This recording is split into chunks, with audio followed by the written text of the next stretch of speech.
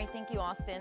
Well, new at 6, a man arrested after a car burglary investigation in a Hoover neighborhood. Hoover police say they started getting calls last month about vehicle break-ins and burglary in the Lake Crest subdivision.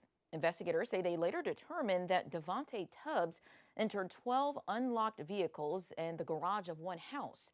Tubbs is being held on a $180,000 bond. Also new at 6, residents in one Cherokee County neighborhood say they've spent years dealing with standing water, mosquitoes, and safety concerns tied to a drainage problem they say has gone unresolved. City leaders now say they're committed to a long-term solution. The I-Team's Valerie Bell looks into the concerns. Andre Covington is no stranger to the Bay Springs community. I lived in this community my whole life. I'm 65, but I lived down the street with my dad, then I moved. When I got married, we've been in this location for about 33 years now. But one problem has been disrupting life for him and his neighbors. Take a look at this: standing water and exposed pipes. Covington says this problem is nothing new. This has been an issue really bad like it is now for 10 plus years. He says the water has reached 4 to 5 feet deep at times, even flooding some backyards. The water has gotten up to the end of the road. It's right up to the brick, so. And now it don't drain because it should drain that way, but it don't drain. It just stands in one spot. This water's never been high like it is right now.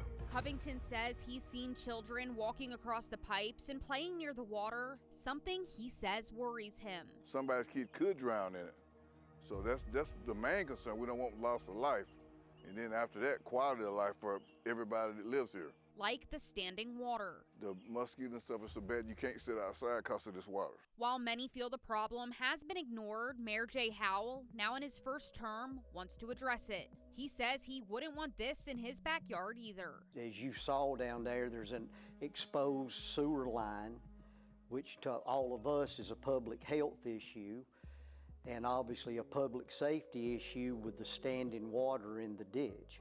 So we're wanting to get this fixed. Some people out there were telling us that this has been a problem for at least 10 years now. What's taken so long? That's a good question. I don't know. I guess nobody wanted to just jump on the bull and grab it by the horns and tackle it, and I guess, asphalt's what gets people, this isn't a sexy thing, fixing drainage ditches, where asphalt, and stuff like that is, but it's just too big of a problem not to get done.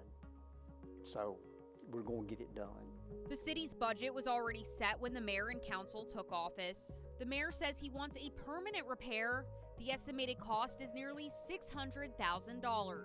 So, from 20 years from now, they don't have to worry about that. That's kind of what we're wanting to do, is fix it where it never has to be worried about again. City leaders are eyeing a grant that would cover $500,000 of the cost through the Community Development Block Grant Program. It's a very competitive process.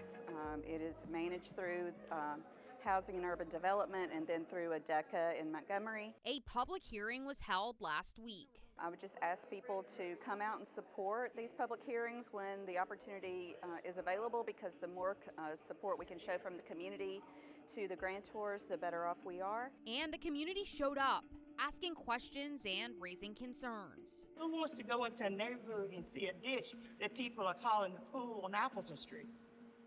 People are fishing out of that pool. If a child falls in that muck, that child will drown. I won't sit outside because of the mosquitoes. Sometimes the odor. I already got health problems. And when it rains, like it's been raining lately, that ditch overflows. For the council, my question is, if the block grant isn't approved, what's your contingency plan? And as you just heard, questions linger about the solution. Even if the city wins the grant, construction wouldn't start until summer of 2027. And right now, there's no guarantee. An application alone doesn't mean the city will receive the funds. What happens if the city can't get the grant? Well, if we can't get the grant, I guess we're just gonna have to dig it out, you know? I mean, but we've got to do something. Everybody agrees. Something's got to be done.